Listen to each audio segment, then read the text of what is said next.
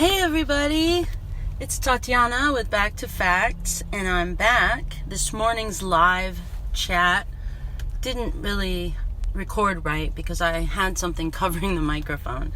Anyway, thanks for watching and joining me. I wanted to talk about the New York Times and the Washington Post. And I want to talk about why they have such a tremendous responsibility to get the facts right. Why they have such a tremendous responsibility to check out what the government is telling them. And yet, most of their articles that have to do with affairs of national importance, national security, elections, the president, and Congress, they use anonymous sources. So, as you probably have seen for years, I know I've been observing it, you'll have according to 2 people familiar with the matter, or according to 5 people familiar with the matter, or according to 2 people, according to current and former intelligence officials. Right, so, why is this so risky? I've been saying this now for 3.5 years. The use of anonymous sources without an effort to back up the claims of the anonymous sources, it's risky for a few reasons. The first reason is that it's pretty obvious. The whole reason that the press exists is to put a check on government as the fourth estate, meaning the fourth branch of government that resists and questions what the government is telling them. But ever since I can remember, especially since about the first George H.W. Bush, the New York Times and the Washington Post have been publishing stories from anonymous sources that actually drive the news cycle. They actually drive policy and public opinion. So, there was something that they got wrong only just a few days ago, last week. Remember the story that said Russia's trying to interfere in the election again to get President Trump reelected? The intelligence agencies have briefed Congress on, right? And yet, this wasn't an official press release or announcement. This was anonymous sources, probably in Congress, who had been in the briefing. It's just standard, you know. And so everybody freaked out last week. Oh my God, see, I told you so. Adam Schiff was right in his impeachment hearings. He was right because he said that Trump was trying to interfere in the election via Ukraine and that he's doing it again. Oh no, Russia. Now remember, guys, how did Russia affect the election, if at all?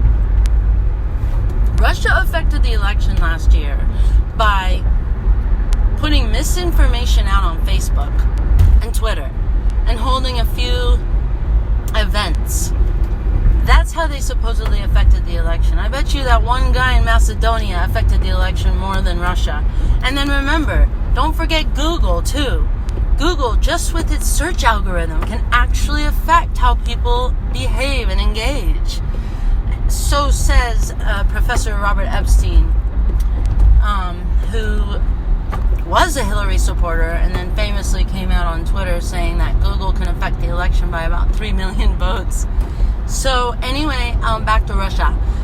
So turns out the person who briefed Congress was she is an analyst for the Office of the Director of National Intelligence, which falls under the executive branch, which is the White House, where they work for the president. And they briefed Adam Schiff's committee, regarding a threat by Russia to meddle in our elections. And so then some new people familiar with the matter had to correct the record because they knew that the evidence wasn't there after the White House requested the evidence underlying this new report, the anonymous officials or the people at DNI had to walk back their assessment. They had to walk back the briefing and the article that resulted from it and say that Shelby Pearson, who's probably a long-time staffer at the White House, or at the intelligence director of national intelligence, she had briefed the committee by saying that Russia was actively trying to get Trump reelected, when in fact there's no evidence of that. The only evidence that the intelligence agencies can see so far, which I think probably you and I could probably figure out, is that Russia feels that Trump is someone they can work with because he's a deal maker. So, all you people out there who believe that Donald Trump is a puppet of Russia are going to be laughing at this, but I'm sorry, the evidence is not on your side. We've had a special counsel. We've had Senate and House investigations. We've had an FBI investigation.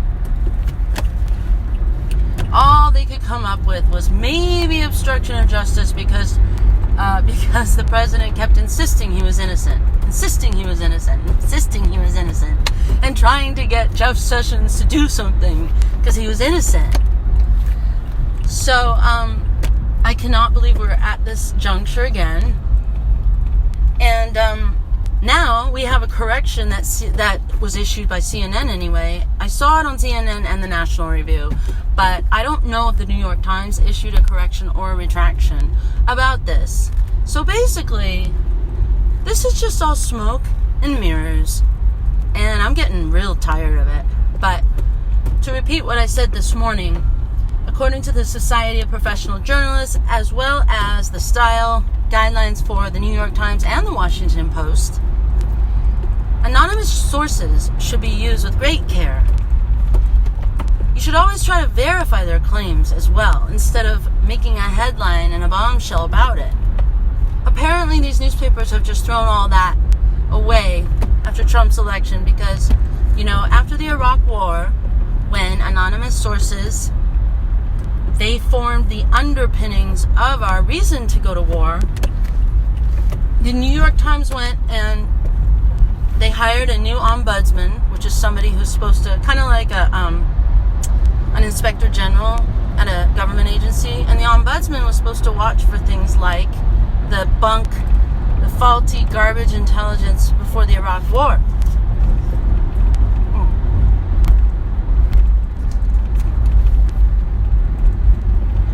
That didn't last very long.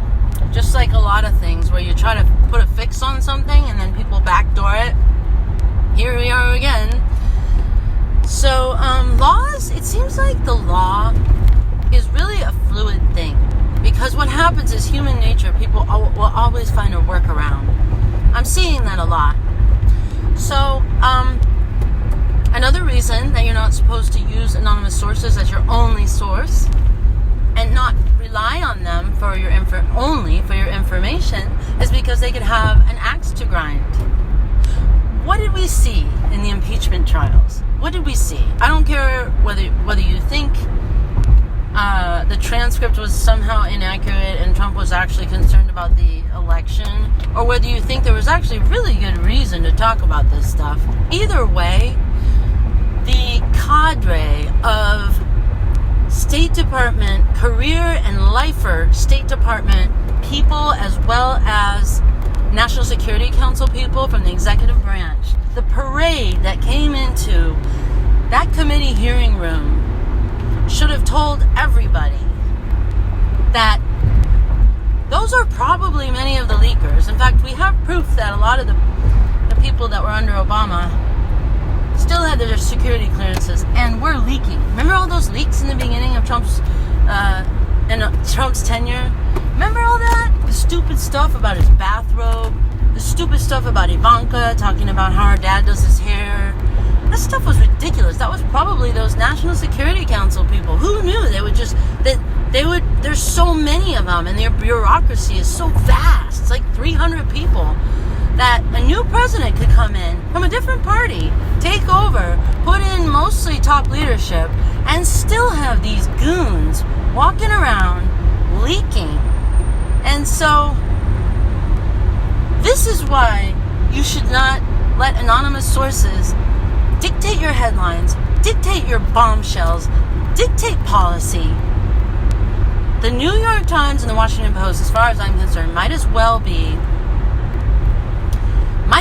the State Department, might as well be the 17 intelligence agencies, because that's exactly who they act like. And let me qualify this. I'm talking about the political media in Washington.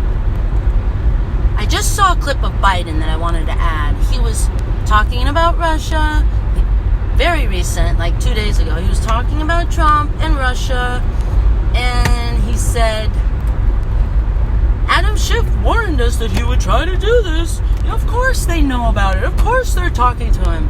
Really? Oh, okay.